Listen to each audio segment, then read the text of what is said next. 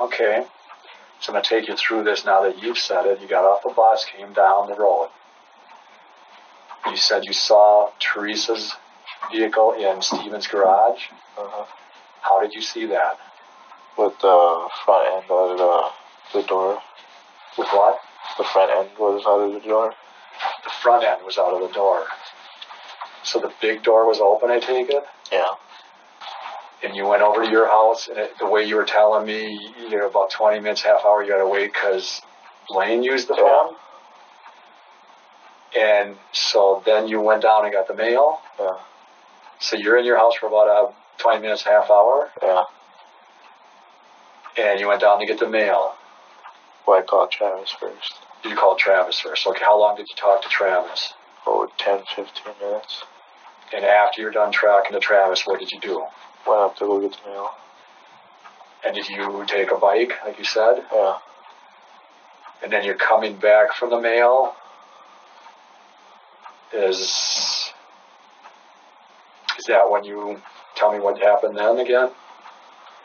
That's when I went to get the mail and I came back.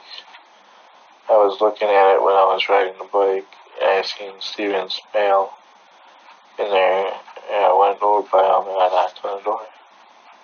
Okay, and you heard stuff coming from there? Uh-huh. Again, what did you hear coming from there? Screaming like, help me and that. Okay.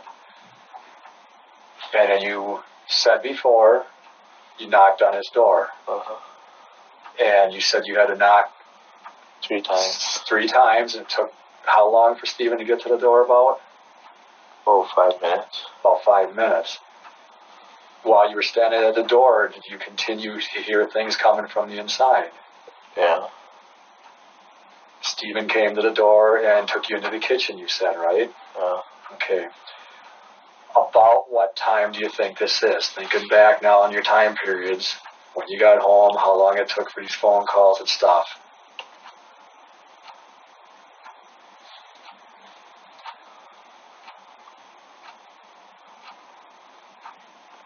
Oh, 5:30. Do you remember Stephen making any phone calls or getting any phone calls during this evening? During that evening?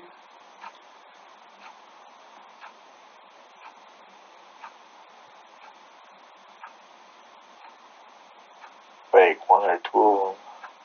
He made or he got? He got. Who were they from? Jody. Okay. So you said maybe a couple phone calls. When did the first call happen about? Oh, 5:35. About 5:30, is that what you're saying? And what phone did he take that call on? His cell phone. Okay. And then when did the second call happen? About 10 minutes after that. Okay, and who was that call from, do you think? Jody again. I think so. Okay. We talked Monday, we talked a little about some things, a burn barrel out front. Do you remember anything about that burn barrel that's you might want to be a little more truthful about now?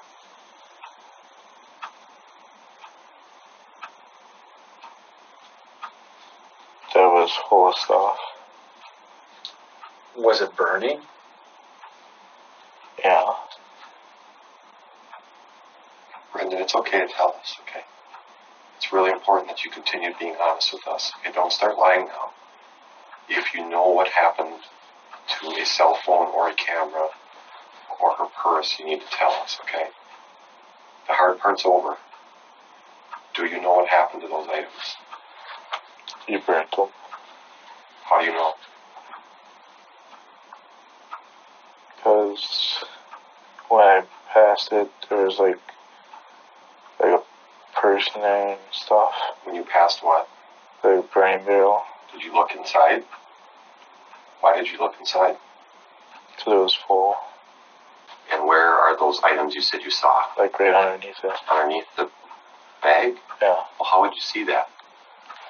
Well, if the bag's like that far off the top of the thing, you can see through underneath it. You could see underneath it? What did you see? Like a cell phone, camera, purse. Are you being honest with us? Yeah. Did you actually see those items? Yeah. When did you see them? When I came over there with the mail. Before you went into the house or after you went into the house? Before I went into the house. Why did you look in there? Because it was full. And it usually ain't. All right. Now we got some other points that we're going to talk about here. You go there, you get into Stephen's house. Now, I don't want you to hold back any language or how he told you anything or how he presented himself to you when this stuff happened. When he took you into the kitchen, just kind of tell me what he told you again and how he told you.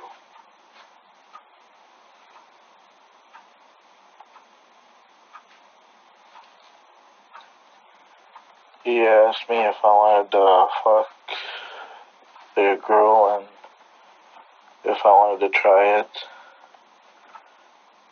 I said that I ain't old enough to have a kid yet, so he said, yeah, do you want to try it though?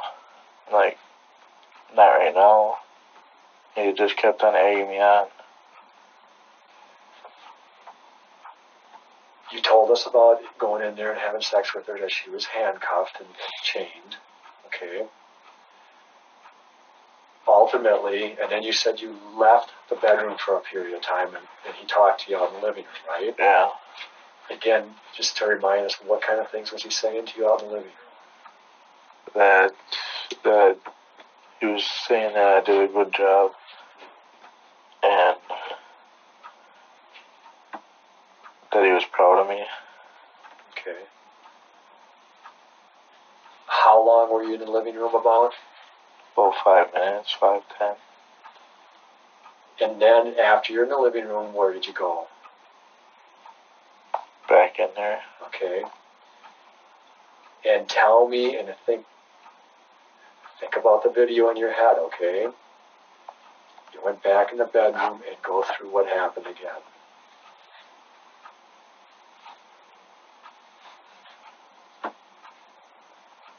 We went in there, we tied her up, and he stabbed her, and he told me to cut her throat and cut her hair off, and then when we were done like that, we took off the handcuffs. We took her outside to the Jeep, stuck her in the back. He said he would rather burn her than stick her back in there. And we put her on the floor and then he shot her 10 times. And he threw her in the fire. Brendan, when you guys got her into the garage, you said that you placed her right into the back of her vehicle, right? Yeah. And then he said that how did it come about that he wanted to do what he wanted to do? Tell me that. He told me that he was going to throw her in the pond. And he said that he would rather burn her because it's a lot faster to get rid of all the evidence. And earlier you said that the fire was going on at this time? Mm-hmm. Mark and I have a little trouble understanding why he's got this big fire going if he was actually talking about putting her into the pond. Because that night, me and Blaine were going to invite some friends over for a bonfire, and he was probably getting it ready. And then that day, I got a call from Travis that said that he couldn't come, and Blaine got a call from his friend that they couldn't come.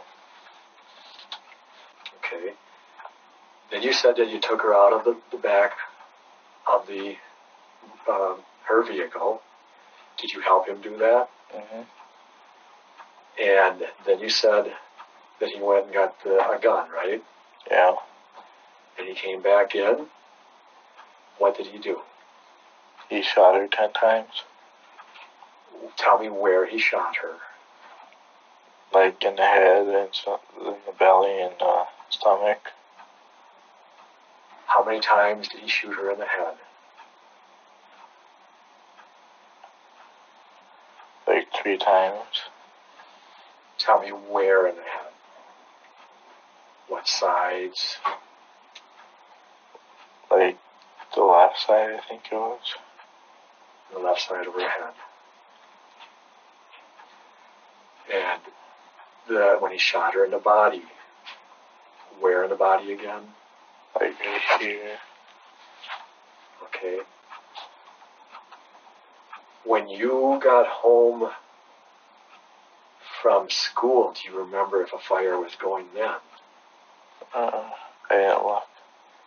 When you knocked on the door to go in, was the fire going then? Yeah. Okay. When you knocked on the door to go into Stevens' trailer, was it still light out? Yeah. Okay.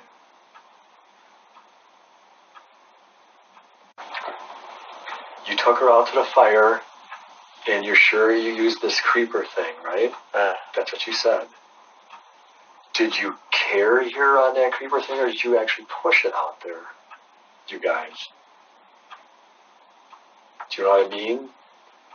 Yeah. You could put someone on and you could actually carry that thing, or did you actually roll it? We carried it. Okay. Kind of, what would that be similar to? Kind of like a, do you know what I'm thinking of? Visiting at the ambulance. Yeah. So you carried it like that? Yeah. And was she still unclothed at that time? Yeah. Okay. What time was that? Oh, 5:30. Was it light out or dark out? Light. And then you put her on the fire, you said. And you put other stuff over her, you said. Yeah.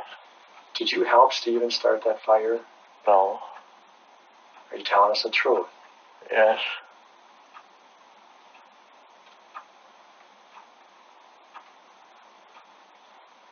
Is it at this time that, what do you do after you put her on the fire? We put the tires on there and the branches. Where'd that stuff come from? He had it there already. He did. Okay, now the fire's going, she's on there, tell me what you're doing now, or what you guys do. It's only 5:30 right now, what are you guys doing? After we put the tires and the branches on, we went to the house and went in there for a little bit. Then we went out, and he was going to take the Jeep down in the pit. So he did. And that's when we covered it with branches in the hood. Did you guys go out by the fire some more that night? No. Last night you mentioned, or Monday you mentioned, Stephen getting some other things out of the garage. What were those things again? The clothes. I mean, some things that you might use to... Oh, the shovel and the rake. Right.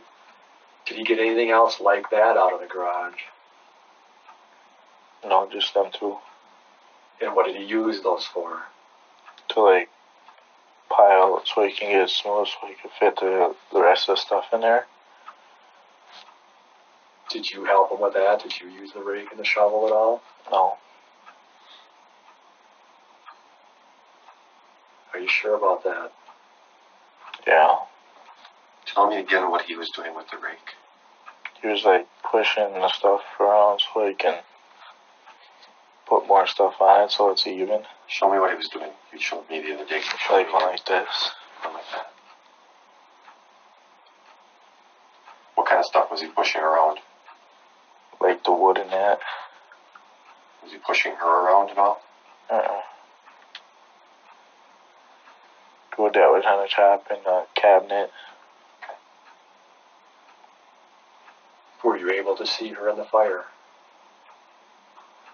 Just the forehead and the hands and the feet and a little bit of belly. Okay. How much time did you think it took from when you cut her on the neck to the time you guys got her out in the garage? About 10 minutes. We talked about Monday night about bad smells and stuff. Do you remember any smells coming from that fire after she was put on there? Just that it smelled bad.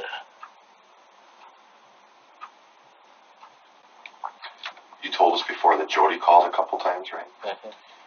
What were you doing when Jody called? Sitting on the couch watching TV. What was Steve doing? Sitting on the computer chair. Was that before or after you had sex with Teresa? After. Was Teresa still alive when Jody called? No. No. So Jody calls, you had already killed Teresa. Is that correct? Yeah. Do you remember what time Jody called about? Mm-mm. You said that you had cut her throat. Here's the thing, Brendan. When you cut somebody's throat, they bleed a lot, okay? Am I right? Yeah. She bled a lot. So I know you had blood on you. It was pretty much impossible not to. Did you have blood on you? No. None at all? Uh-uh. What about when you moved her? No. What were you wearing at the time? Them pants and a jacket. What jacket? My old blue one. Your old blue jacket. What, did it say anything on it? It the Friar Tuck symbol on it. Friar Tuck symbol? Mm-hmm. Where's that jacket now? Probably in the closet when you walk in the house, behind the door. What are you wearing for a shirt? I don't remember. What kind of shoes? My old red ones. Were they tennis shoes or what? They're just like these, but they're red. Okay. Do you remember what kind they are? No. You don't know a brand name? Uh-uh. Nike or Adidas, something like that? You don't No. Okay. I think they're starters. You think they're what? Starters. Starters? Okay. Brendan, when she was on the bed, was there a lot of blood? Yeah. Do you recall when the sheets were taken off the bed and stuff that the blood had soaked through to the mattress pad at all? Or mattress? Oh. You don't know? Did you see or not? No. Cleaning of the house, Brendan. Did Stephen do some cleaning in the house? I don't know that. You know what I mean by cleaning in the house, right? Yeah. Did he vacuum? Not when I was there. He didn't. Did he wipe anything down? Not that I know of. Did he do any laundry? Did he wash some clothes? I don't know.